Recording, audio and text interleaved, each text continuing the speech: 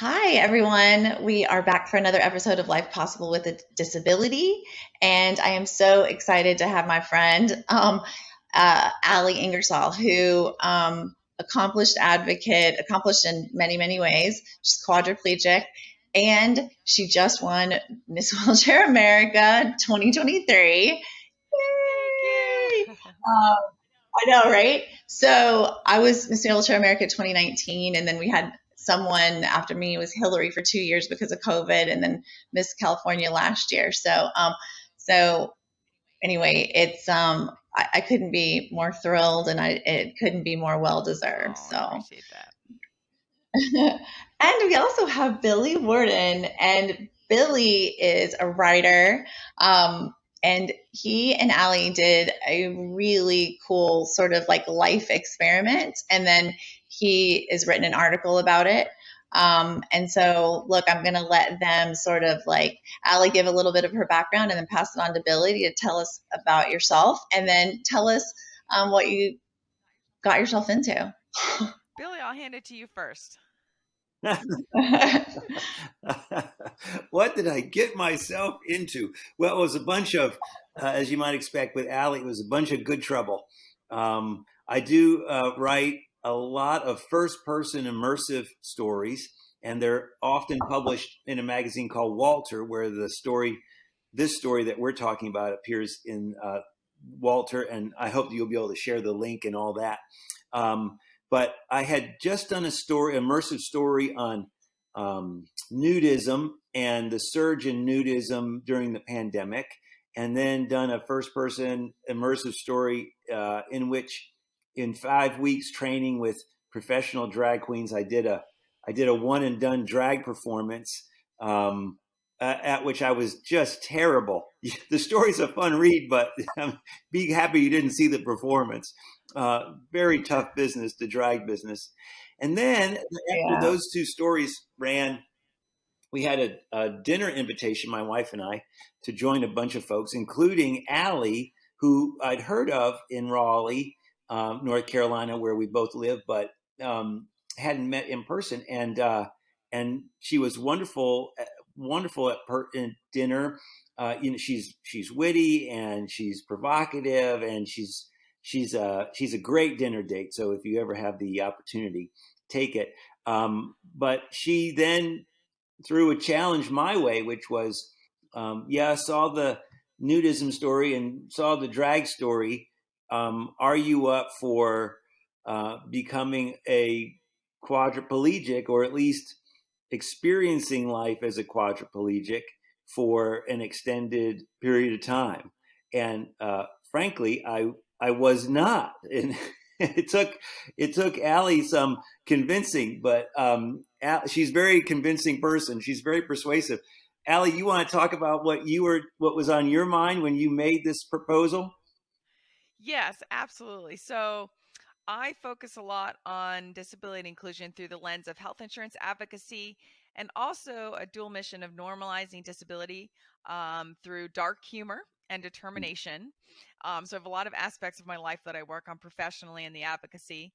And when I met Billy, I have seen these stories where when I broke my neck, my physical therapist had to drive a manual wheelchair for an hour to understand perspective shifts for their patients.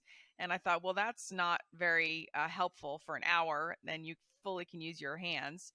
So I thought, wouldn't it be cool if I can't simulate what it's like to be a quadriplegic with the pain and the catheter and bowel and bladder and all of that fun jazz, as they say. But I thought, wouldn't it be cool if Billy could spend 6 to 8 hours with me in a power wheelchair, and then I could tape up his hands and semi simulate quad paws, as I call them, and see what his perspective would be like. So, not quad for a day, because I know there's a lot of negative stigma around that. But I wanted to take him to do something fun. I work, as many of us do, long, hard hours. So on the weekends, I like to do fun, weird, and wacky adventures. So Billy agreed, and we got him fitted out at Stall's Medical Adaptive Vans, where my durable medical provider, and they were very kind enough to donate a chair to him and fit him out for a day. And I took sports tape, and my caregiver, Bree, wrapped up his hands, and we went rocking and rolling at the Dueling Pianos bar, singing and dancing, and then popping around to other locations in downtown Raleigh. That's amazing. I think that you're so right about the fact that people, they do these little things. And I mean, it's not that it's not a little bit helpful to get in a manual chair and try to push through an intersection or navigate a downtown area. But, it's like an hour, right? And it doesn't give you the experience of um, being in a social setting and all the weirdness that comes along with that I almost think that like I've been doing this for 35 years, right? So I almost ignore the weirdness, but when someone new is with me who's never like hung out with me in like a downtown or a social setting, they're like, oh my god, everyone is staring at you. And you get lots of odd and weird comments that I almost like, they just kind of roll over me now. And I remember at first, though, it's horrifying. So, Billy, what was that like for you, being around a bunch of people and navigating in a power chair? Yeah, I mean, it was a really eye-opening experience to get oriented to the chair, like to move in space in a different way, to go through a door in a different way, to get down a hallway and into an elevator and out of an elevator. Like just those initial minutes um, were really eye-opening, and then I would say life-threatening when Allie took me to get into Pumpkin, Allie's van, and to roll up that ramp and into that van, and to have to remember to duck my head. Like I just saw the top of that van roof coming right at my forehead. I was like, "This is it. This is where it ends."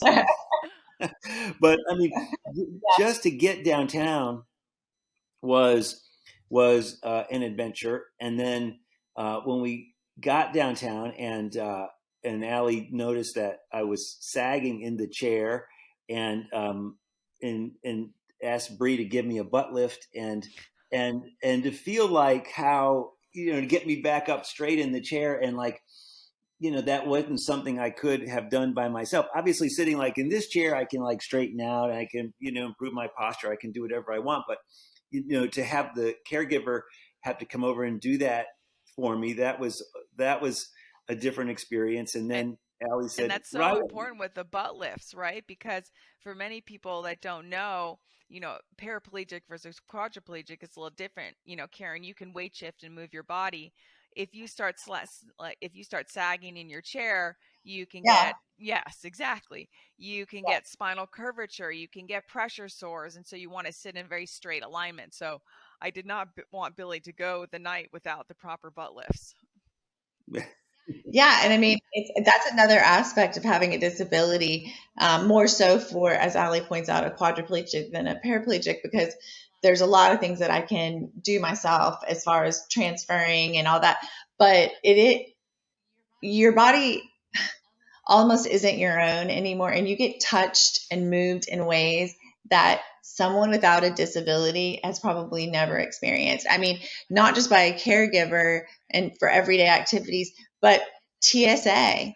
I mean, I have pre-check, and they're not supposed to grope me all the way down, but often they do. And they're like, I'm using the back of my hand. I'm like, you're still feeling me up. Like there's such an invasion of your personal space often. It's true. I always Um, say that the only privacy I have in my life is my thoughts, because everyone is in every part of my body every single day. and thankfully, you're like pretty open with your Yeah. thoughts too. We get to like really hear some of your really crazy internal dialogue, so that's fun. Yes, I'm not sure if that is for better or worse, but there you go. I'm I'm kind of the same, although because I work for New Motion, I do constrain what I would normally say to a degree, right? But you've been able to be as a freelancer, kind of uh, totally honest, which is refreshing. Watching Billy go So down when I taped up his little paws and we walked and rolled into the rolling dueling pianos bar. It's a tricky long ramp down. You take a left and you take a right and try. And to be fair, I only gave Billy an hour lesson on how to drive the wheelchair. And Billy, you did a fantastic job, because I broke a few toes and it took me a few months after I was paralyzed to figure out how to drive a power chair. But that was one of my most amusing moments of the night, trying to watch you navigate down that. Yeah, I Yeah. couldn't believe that that's where we ended up. Like because like I figured that this wherever we were going was going to be, easy access place. And it wasn't like Allie like picked the most complicated hazardous place to possibly go in the city of Raleigh, which is not a small city, but it does have this little ramp and a quick and turns, of course, that I got all jammed up in, and then uh, have to deal with the folks who were walking and having to wait for me, all of whom were pretty polite until a little bit later in the evening, which we can get to.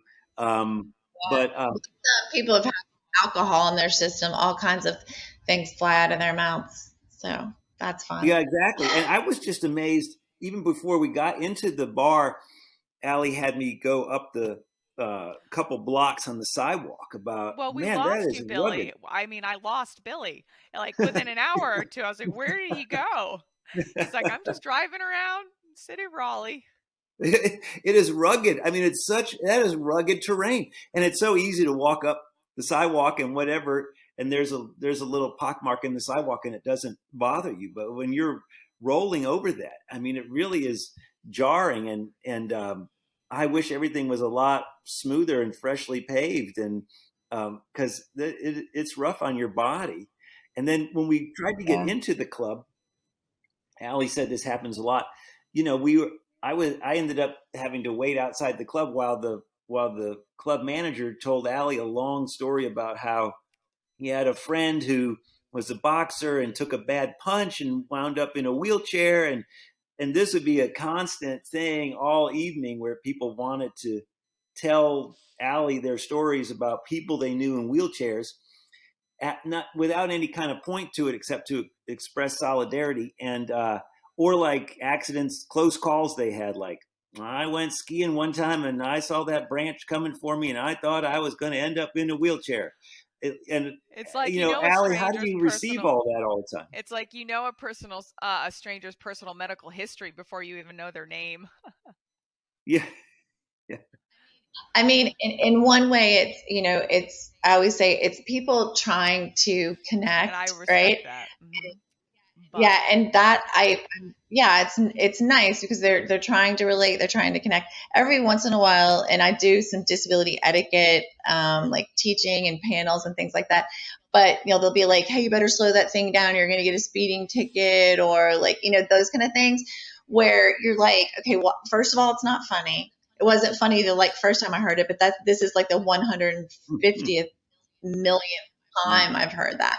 So I tell people all the time, I'm like, look, if you want to engage with a wheelchair user, just like say hello and like that's a nice outfit. Love your earrings. Like whatever you would say to someone who's not in a wheelchair, like that's a better way to start conversation. But it's weird the way that people try to connect in different ways that turn out to be like awkward. Billy, tell them about the other one. yeah. Well, a little bit later in the evening, after we had Jay rolled across this busy strip, Ha! which I didn't understand why we didn't go across the crosswalk as the proper way. Allie was playing it daring, and so Well, do you we know went. why, Billy? Before I interrupt you, because Yeah, that involved going halfway down a sidewalk block, which I knew had really bad bumps, and yeah, then the sidewalk itself to get over that was a nightmare. So I figured it was easier to just stop traffic. and you did. And so then we went to this sprawling string of bars that's all one place, although it's like five different what used to be little row houses. It's a neat little setup if you're walking around because you can easily get up and down all the stairs that connect this complex. But it was not particularly wheelchair friendly, which Allie pointed out to the manager. I was always impressed at how outspoken Allie was and upfront about what her experience was like to folks who have some say in shaping that experience. But getting into the club, people obviously took note of two people in motorized wheelchairs, and Allie fielded lots of stories as we've discussed. And we saw this one group of kids who were interested and curious and looking at us, and then we all got into the club. Allie was talking to the manager about how to make it a better experience for folks in wheelchairs, and then I went around to the patio where those kids were who we had met, and they saw me come in, and they were sitting around a fire pit, and they said, hey, how are you? And come on over. And I thought, well, it's nice to get invited over, because it's just a warm feeling. And then as I'm getting closer, one of the young ladies says, yeah, where's that other one? And then I was like, wasn't sure what they were talking about, but then I was like, oh gosh, they're talking about Allie as the other one, as if we're like these alien, minstrels who are overdue for a performance of some kind. And that was really off-putting, and interesting how I became the other. I'm a white guy, and in good health, and so in the way our culture's set up, I don't often feel like the other, but that little Yeah. moment sure made me feel that way. They call those microaggressions, it's like, and we get them every day that we're like outside of our home environment, right? But just these little things like that people say, like, God, I can't even imagine how you do Or I that. hope you feel better. I feel just fine. How do you Right, feel? right. Right. Yeah. It's they hurt a little bit, but then you obviously you grow this really tough outer layer to sort of use it as a teaching moment, right? Maybe like Allie did with the manager. It's hard when you're just trying to get groceries to educate everyone. So sometimes you just got to let it go and go, yep, try not to get a speeding ticket. Have a nice day. Because you can't. I don't have the wherewithal or energy, and I think Al and I both have our fair share of wherewithal and energy. But sometimes you just kind of like have to let it roll off your back. But it's hurtful, and at first you think twice before you go into a restaurant. You know what I'm saying? Like, are you up for it? Because you can't just go eat. There's going to be something. Oh, the worst is when I go into a restaurant, 98% of restaurants I go into for power chairs are not accessible for the tables. I cannot roll under them. Thankfully, I have the seat elevator, so higher tables are better. But sometimes I'll go to 5 tables and I'll be like, nope, can't get under this one. Nope, let me try this one. And you can see the eyes rolling, or people like, oh gosh, will she just pick a table? I'm like, well, if you would make your tables accessible at restaurants, it's a huge problem. Yeah. So, Billy, like, I guess, what was your like sort of biggest? Oh, tell the bathroom story, because Allie did tape up your hands, and then she did allow you some grace, but tell that story. Oh man. Well, getting inside those clubs where all the bathrooms are, but I caused so many problems in those clubs. Just like, I'm sure people had it with me. The entire strip had it with me by the time midnight rolled around, because either, little hallways, and I was not navigating well, and I get myself into corners, and like Allie would be behind me trying to be calm, like, so Billy, just do a 3-point turn, you'll be okay. And then, like, 47 points later, I'd get out of the jam, and the people behind me would get to go out the door as well. So it's really hard. Oh, well, that brings up another point. I've spent half my life in a wheelchair and probably still do this. Allie, I don't know if you do. You might be a little better about it than me, but feeling like I'm always in the way and apologizing constantly for being in the way of other people. I do that You know, at bars and like, crowded areas when I'm trying to go through. I'm like, sorry, so sorry. Don't want to roll over your foot. Oh, get out. Yeah, I do. Yeah, I do that as well. You're right. Mm. it gets tiring apologizing for your existence when, when it's 2022 and environments should be using, more universal design, and all the people that still tell me in 2022 that they're grandfathered in to the, that which isn't even a thing. But when I do that, when I go into businesses and they're like, well, we're grandfathered in, and I'm like, dude, since 1990? Like, no, you're not.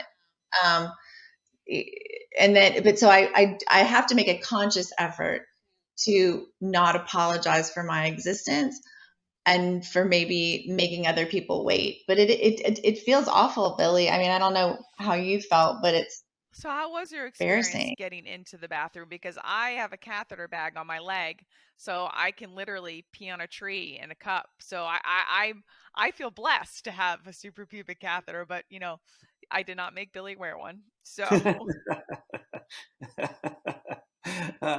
I saw That was very kind of the catheter came into play at one of the bars, and that was very impressive. Like how you handled that with your significant other, like that was a seamless, nobody noticed a thing kind of a thing.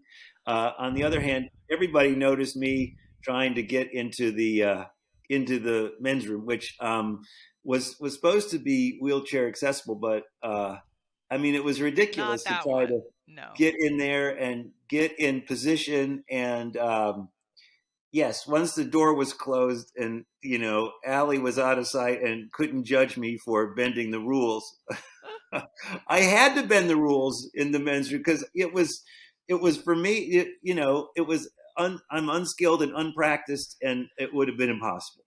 Billy, did you get a well, and I sorry mean, to carry on. Billy, did you get a look? I was just thinking about this off the top of my head. You're a wheelchair user. You leave your wheelchair at the door and then you get up to go to the bathroom. Did you get any questions? Be like, why is this guy in a wheelchair?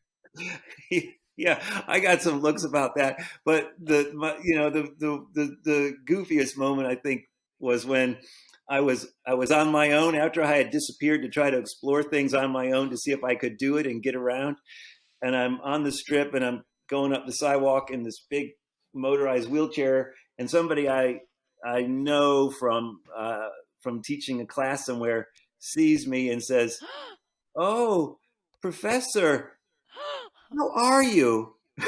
Like, Oh the no. understatement of that, the understatement of, yeah, of like, wow. yeah, that was the goofiest. But doing the pitching this piece to the editor, who is great. The Walter editor is great, and Walter's been great about these first person immersive pieces where you become a drag queen, become a nudist, whatever.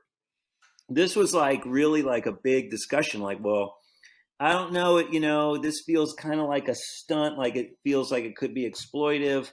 And then I would go back to Allie and say, like, they don't know.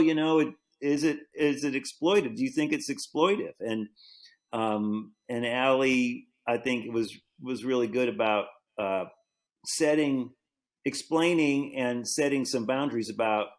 Well, here's how the piece should lay out so that it's helpful and not a stunt.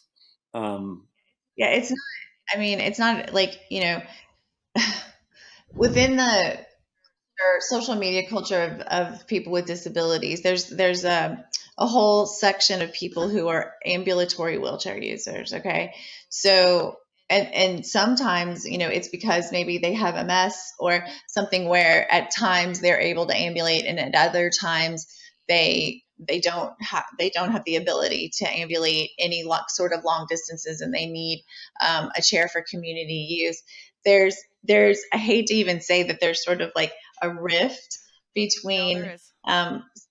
yeah, there's a definite rift between the people who are like, you know who how do I say this? There are some people with maybe like minimal disabilities that use the chair, but then seem to use the chair, and I hate to say it, for attention, when maybe their disability isn't as severe as others. Now, granted, everyone's on a spectrum. I know there's such thing as invisible disability, so I'm not discounting that. But there are times when people um, Pl- do Play up things the card a little bit that, sometimes. Mhm. yeah, they play the card, and then it can be very offensive to those of us who have, complete or incomplete paralysis, who are extremely impaired and don't have the option to like get out of the chair, walk up 3 steps, pull the chair up, and then get back in the chair. It's two different animals. So I can see the hesitation, but at the same time, having a gifted rider attempt to experience even a percentage of what we go through, I think has a lot of That's value. the point. I actually I was talking about this story on some of the social media groups and our private groups, and I would say there was like 30% like I would call the hater group. They said, this is such an exploitive story. How dare you do this? I said, listen, you have to understand, I'm not trying to make Billy a quad for a day. I could never do that. You can't experience what I go through. But if I can offer one person in the able-bodied community to share to the masses a different perspective of life, like a perspective shift, right? So, leaving my advocacy and health insurance aside, I like to normalize uncomfortable topics. And as you know, I write about things that are sometimes a little outrageous, but at the end of it, leaving aside the dark humor, even, I always try to put a lesson in there for everyone, whether you have a disability or not, that you can relate to it. And so that's always what my mission is: constant perspective shifts. Right. No, I mean, I think it really has value, and the way that you did it, and taping up his hands and doing as much as you could to sort of simulate I it. may not have had to go to the dueling pianos bar. That was just that was the Quirky Alley being like, if Billy's coming, we're rocking it out. Well, I mean, it's like going to downtown New Oh Orleans. God, I yeah. mean, it's not. Yeah. Oh yeah. I mean, we have the worst sidewalks, and all of Cobblestone. the trees, and yeah, it's like being in Europe. Almost. It's The bathrooms are awful. The dueling piano bar at Pat O'Brien's, you have to go up like a giant. The only one that you could possibly get in is the men's. It's utterly disgusting. And when I was younger, I used to do it. The last time I went in there, I was like, I am too old. Like, absolutely not gonna, like. You have to, like. First of all, everyone's really drunk. I kick men out of the bathroom because it's a single stall. It's up a gigantic step, so someone has to like take the manual chair and get me up there, and then you have to explain to a bunch of drunk men that a woman in a wheelchair is using their disgusting bathroom. Um, but life in South Louisiana and me being who I am, I wasn't going to skip those experiences because they were difficult. I may take a classier route now. There's a few of them, but I think that after you hit like maybe 27, 30, you change your ways just ever so slightly. We do fun, crazy things, but not in the way I did at 21. There's like the carousel bar where there's a classy jazz singer in a very clean, beautiful marble bathroom. So like that's kind of the way I go. But I wouldn't have skipped those experiences. Going to Europe, going into the French Quarter, just trying to like live your life. And but yeah, even the last time I was in that place in the dueling piano part of Pat O'Brien's, it's so packed in there. There's no way it meets fire code. But I'm in the way no matter where I am, and drunk people are bumping into me constantly, right? And I do think it's great for Billy to be able to write about that and reach people who have never or would never have that experience, because the brutal reality is this is a club anyone can join at any time, right, Billy? I mean, like, there's other minority groups that you're born into, but this is one that, like, Allie and I didn't know. Like, on September 18th, 1987, right, I was just walking around like every other co-ed at LSU, and the next day, I'm a wheelchair user for the rest of my life. Right. And what's the rest of life going to be like? And then how can other people who aren't in wheelchairs, what should they know about that life, and what's helpful in terms of being friends and advocates, and not being part of a problem? What we landed on. Do you think about it more now that you've had that? Like when you enter a building, like I know that's pretty much a leading question, but does it ever pop into your head? Oh yeah, for sure. Yeah, absolutely. And think about like clubs that I used to love and put on events at, that I think like, oh, Allie couldn't come to that. Like, now I think about it in a different way. Like my wife and I were talking about having a party at our house that involves all the characters that I've done these stories with. So there'd be nudists, there'd be drag queens, all these stars of these stories, and of course, I want to come to that party wherever it is, please. right? Where's it going to? Because obviously, Allie has to come to that party, and so where are we going to? We're going to do that party, and so we'll talk about that later, Allie. We'll make some plans. But the at the piano bar, I wanted to say that we rocked it out at the piano bar in a way that I was not expecting. Like, we have some great photos of us on the dance floor. Allie got me on the dance floor, and people were, she was totally grooving. I think I ran over a lot of people's feet, and, I heard a lot of curse words, directed at me, but Allie was great. Spins, and she was dancing like it was, and it got the club rocking. So, someone in a wheelchair with extremely limited mobility is the person that lit that club on fire that night. I would not have expected that, and so, so it was all very revealing. When what we did with the story was, and if you go on the Walter website, there's a profile of Allie. The editor wanted it to be like, we're going to profile Allie, tell her life story, and then there's going to be this other article about your experience in it. So that's how he ended divvying it up. And in writing the profile, I had to look at Stella Young's YouTube TED Talk about inspiration porn, and making people who are disabled a saint, just for getting up in the morning.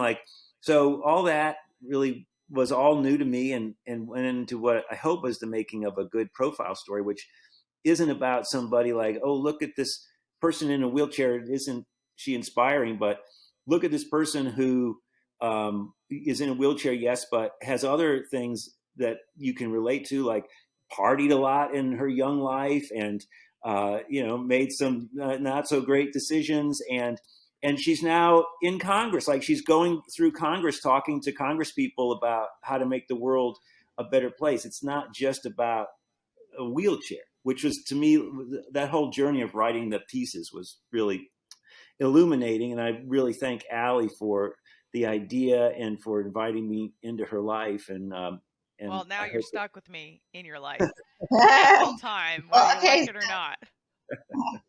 As you do. Yeah, I love being a part of this crew for whatever moments that I get to, because I have loved Allie for a good while now, and Billy, you're really sound like a fun person too. So, so when does the article come out? And yes, I will attach the links to the show notes. So yeah, give me a little detail on that before we close. Yeah, the articles are up on the Walter.com website now. So if you do Walter.com and Allie's name in your Google search, they should come up. There's two of them. There's the profile on Allie, which is a tell-all profile. It's a really interesting profile of someone who's led a fascinating life. And then there's the piece about the night that Allie took me on the big adventure. That's amazing. It'll be fun. Allie, final thought? Well, I love doing this in particular, Billy, because Karen, you've been part of articles and podcasts. It's one thing to talk to somebody, but it's another thing to have an experience with them, which is why I love this. Is one of my favorite experiences in the last several years, Billy. 100%. Yeah, this is amazing. I can't wait for everybody to read the article. I hope this isn't our last podcast together, and I can't wait to see what's next. And Allie, again, congratulations on Miss 2023. Hopefully, I know. I feel like I'm going to dust my crown off at some point, and we've got to be in the same room and get some pictures together. It's a really small group of women, and I'm so thrilled to. They could not have chosen a better representative. So, all right, guys. Well, have a great rest of your day, and I'll see you next time. Karen, thank you so much. Thanks so much. Thank you. Bye.